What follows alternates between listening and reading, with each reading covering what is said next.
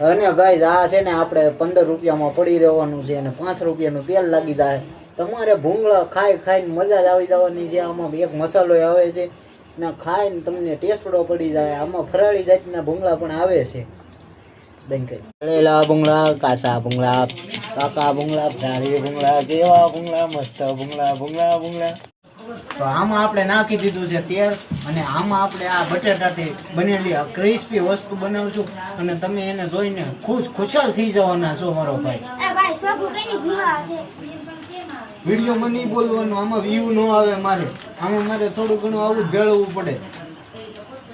નહીં એ ખોટું બોલે. હું આગળ દેખાડું તમને. લો ગાઈસ, તો આજે આપણે એવી વસ્તુ બનાવવાના છે જે તમે ક્યારેય નહીં ખાધી હોય. આજે અમારા કિચનમાં તમારો સ્વાગત છે.